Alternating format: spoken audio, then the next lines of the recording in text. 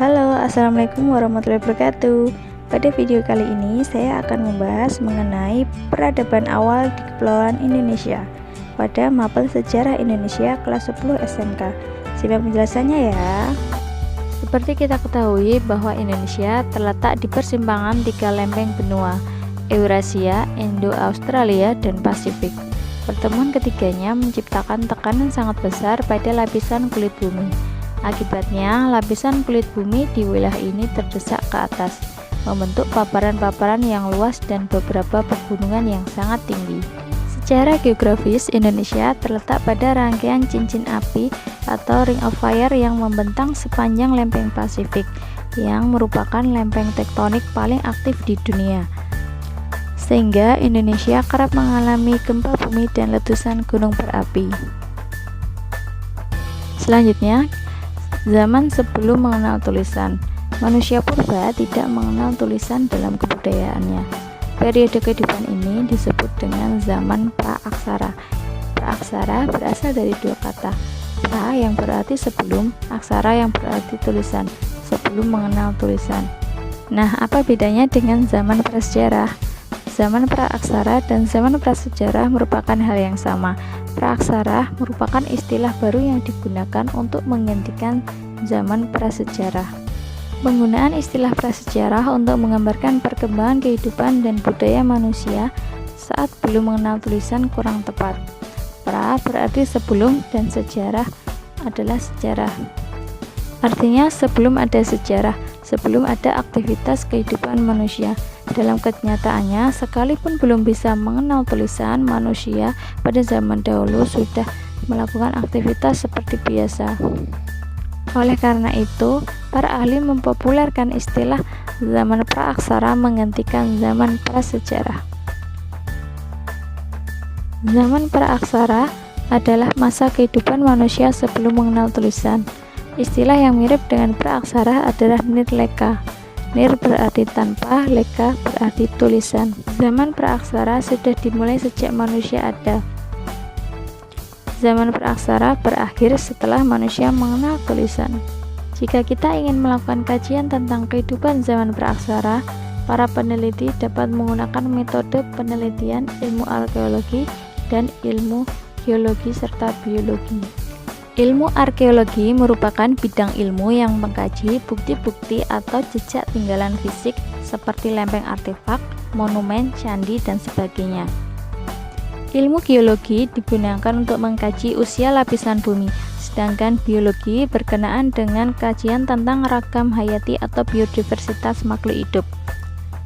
Data etnografi yang menggambarkan kehidupan masyarakat pra-aksara ternyata masih berlangsung sampai sekarang, seperti pola hunian, pola pertanian substensi, teknologi tradisional, dan konsepsi kepercayaan tentang hubungan harmoni antara manusia dan alam.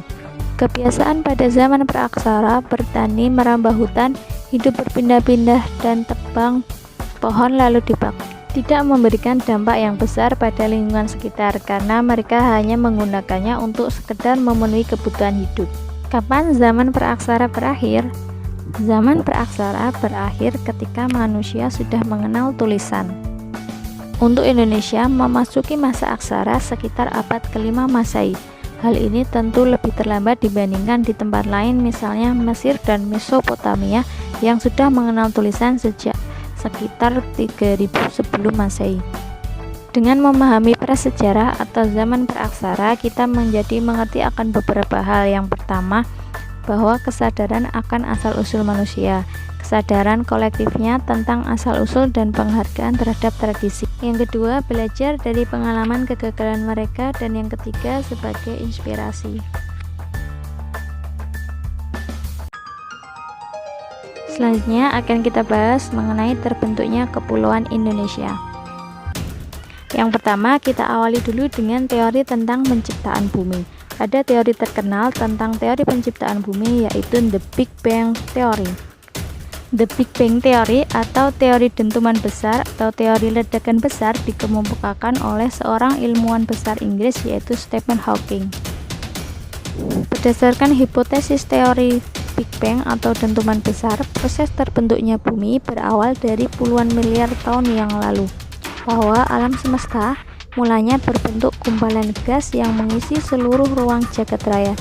Jika digunakan teleskop besar, untuk mengamatinya akan terlihat ruang jagat raya itu luasnya mencapai radius 500 juta tahun cahaya. Gumpalan gas itu suatu saat meledak dengan satu dentuman yang amat dahsyat. Setelah itu, materi yang terdapat di alam semesta mulai berdesakan satu dengan yang lainnya dalam kondisi suhu dan kepadatan yang sangat tinggi, sehingga hanya tersisa energi berupa proton, neutron, dan elektron yang bertebaran ke seluruh arah. Ledakan dahsyat itu menimbulkan gelembung-gelembung alam semesta yang menyebar dan menggembung ke seluruh penjuru, sehingga membentuk galaksi, bintang-bintang, matahari, planet-planet, bumi, bulan, dan meteorit. Bumi kita hanya salah satu dari titik kecil saja di antara tata surya yang mengisi seluruh jagat semesta. Selanjutnya, periodisasi proses evolusi bumi. Alam semesta memakan waktu yang sangat lama hingga berjuta tahun agar sampai terjadinya kehidupan. Ilmu paleontologi membagi dalam 6 tahap waktu geologis. Sedangkan menurut proses evolusinya, bumi dibagi menjadi beberapa periode. Yang pertama, Azoikum, berasal dari bahasa Yunani. A artinya tidak, zoon artinya hewan, yaitu zaman sebelum adanya kehidupan. Pada saat itu bumi baru terbentuk dengan suhu yang masih tinggi. Yang kedua, zaman Paleozoikum, yaitu zaman purba tertua, sehingga sudah meninggalkan fosil berupa flora dan fauna. Selanjutnya, Mesozoikum, yaitu zaman purba tengah. Pada masa ini, hewan mamalia, hewan amfibi, burung, dan tumbuhan berbunga mulai ada. Yang keempat, yaitu Neozoikum, zaman purba baru. Zaman ini dimulai sejak 60 juta tahun yang lalu. Zaman ini dibagi menjadi tersier dan kuarter. Ketika zaman es mulai menyusut, makhluk-makhluk tingkat tinggi dan manusia mulai hidup. Selanjutnya, terbentuknya Kepulauan Indonesia dimulai dari 3,5 miliar tahun yang lalu muncul mikroorganisme sederhana. Kemudian berevolusi untuk menemukan keseimbangan agar mampu menyesuaikan diri dengan perubahan alam dan iklim. Posisi pulau-pulau di Kepulauan Indonesia terletak di atas tungku api yang bersumber dari magma dalam perut bumi. Lava mencapai permukaan bumi, suhu yang menjadi lebih dingin sekitar 30 derajat. Pada suhu ini, cairan lava akan membeku dan membentuk batuan beku atau kerak. Benua dan kerak samudera selalu bergerak secara dinamis, akibatnya tekanan magma dan terjadi gerakan tektonik. Selanjutnya terjadi tumbukan antara 3 lempeng, yaitu lempeng Indo-Australia, lempeng Eurasia, dan lempeng Pasifik, sehingga terbentuklah wilayah Kepulauan Indonesia yang secara tektonis. Selanjutnya ada latihan soal, silahkan dikerjakan ya.